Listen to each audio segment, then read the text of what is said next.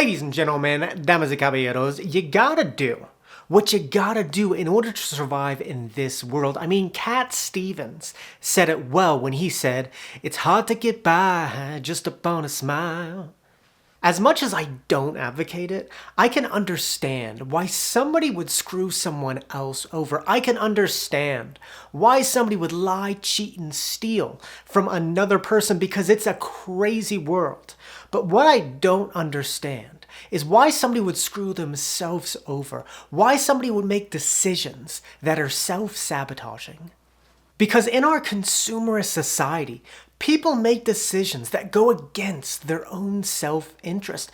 People make decisions as if they want to bring pain and suffering to their lives. I mean, why do people do things like take on payments they can't afford, go in debt over dumb things, and make decisions that go against their own self-interest? It's as if people don't care about themselves and voluntarily want to make their lives miserable. And as tough as this world is, I genuinely believe that as long as you don't self-sabotage, then the universe is on your side. I genuinely believe that if you live with common sense, be conscious of your financial decisions and avoid self-sabotage, then the universe will go a bit easy on you. So in this video, I want to talk about 5 common sense lessons to avoid self-sabotage. And if you can learn to live with common sense and not screw yourself over, then your life will improve. So let's begin. Lesson 1. Nobody is looking out for your self-interest. Like I said in the beginning of this video, it's a wild world and it's hard to get by just on a smile. And if you haven't noticed, everyone is ultimately trying to do one thing: make money.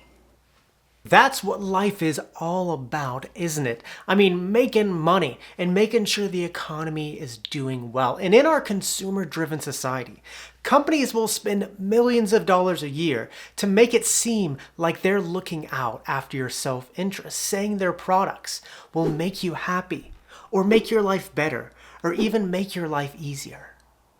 And when you start to believe that companies are looking out after your self-interest, you might be sweet-talked into buying a new car or a new gadget or some new clothes. But once the company gets your money, they are quickly gone and you ultimately will have to deal with the cost. And it's self-sabotage by thinking that others are looking out for your self-interests. People and companies aren't always bad, but you have to look out after yourself because society preys on the weak, and if you don't, you're going to be constantly screwed and taken advantage of. So in order to avoid this type of self-sabotage, look out after your own self-interests. It is a dog-eat-dog world out there, ladies and gentlemen, so you have to look out after your own self-interest. Because if you fall for all these tricks and all this sweet talk that people in business do, you might be convinced to make decisions that go against your own self-interest and self-sabotage yourself. So just know that nobody is looking out after your self-interest. You have to do that. And just remember, there's a lot of bad and beware, because it's a wild world out there, ladies and gentlemen. Lesson 2. Ask questions first, make decisions second. You know, spending money is exciting. And getting something new is exciting. That's why consumerism works so well. And when it comes to spending money, most people's strategy is make decision first, ask questions second. Many people get caught in the heat of the moment and rush into the decision-making process without thinking it through. For example, someone could see an ad for a new shiny car that they want to buy and they just rush into the decision and buy it. But since they are caught in the heat of the moment, they didn't take time to stop and ask themselves questions like, can I afford the car payment? How much will my insurance go up? And is the utility of the car what I want to use it for?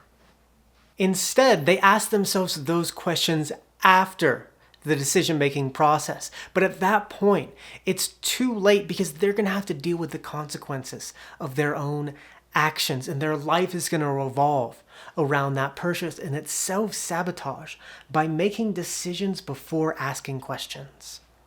As I said before, Nobody is looking out after your self-interest. You will have to deal with the consequences of your own actions. So in order to avoid self-sabotage, buy something in this order. Ask questions first, make decisions second. I know it's so simple, but before making any big financial decision like buying a house or a car, make sure you have all of your questions answered and you think that it's a wise decision, because when you do that, you can avoid so many financial problems down the road. So remember, in order to avoid self-sabotage, ask questions first, make decision second. Lesson 3, help is never on the way. The older I get, the more I'm able to see past all this bullshit of the world. And one of the most BS phrases in the English language is help is on the way. And usually it's said by a person that's trying to keep their job, promising you that all your wildest dreams will come true. But let me tell you something, ladies and gentlemen, help is never on the way. We often make bad financial decisions because we hope that someone we don't even know is going to solve our problems. And sometimes we justify bad decisions because we think that someone will solve our problems. And we do things like take on unnecessary student loan debt or keep putting money on our credit card. And we keep justifying bad financial decisions, thinking that in the future, our problems will be solved somehow, as if help is going to come to us. And it's self-sabotage, thinking that somebody else is going to solve your financial problems. If you look back 50 years ago, you'll notice that we were talking about a lot of the same things that we're talking about right now. So it's just too big of a risk to put your fate in the hands of someone else, believing that help is on the way. So in order to avoid this self-sabotage, expect that help is never coming and solve your own problems. God helps those who help themselves. Help might come, but you shouldn't bet your life on it. If you make decisions to look out after your own financial well-being and solve your own problems, then you won't need to wait for help. So in order to avoid self-sabotage, don't expect and don't spend your whole life waiting, thinking that help is on the way. Lesson 4, you don't deserve it. Sometimes when somebody wants to justify a bad financial decision, they say something like, I deserve this. I mean, what does that even mean? Because you might not enjoy your job and you don't have the money to buy the superficial thing, you deserve it? It just don't make any sense. Sometimes people will justify bad financial decisions saying that they deserve it. Things might not be working out well in one area of their life, so they're trying to fill a void by buying a new car or a nice phone and say, you know what? I deserve this. Then they put themselves in a bad financial spot because they were trying to convince themselves that they deserve it. And it's self-sabotage to think that you deserve things in life. Sometimes we have this sense of entitlement, that we think we deserve things without working for it. And so we cheat and take on credit to buy these things. But in order to avoid this type of self-sabotage, work for it. There's nothing wrong with having nice things in life, but you should work for it. You should earn it instead of just borrowing money from somebody else, because then you'll deserve it with no strings attached. So remember, don't justify bad financial decisions saying that you deserve it, and instead just work for it.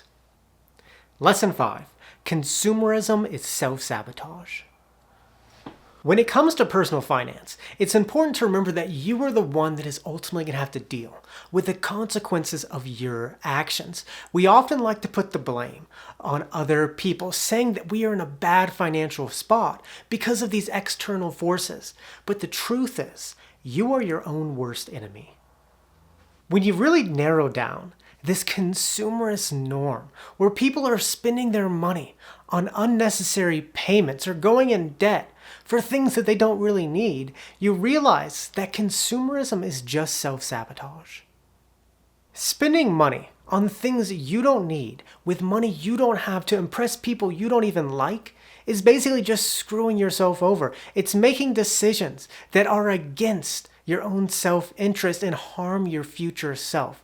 So instead of sabotaging yourself by following this consumeristic norm, instead be an intentional consumer.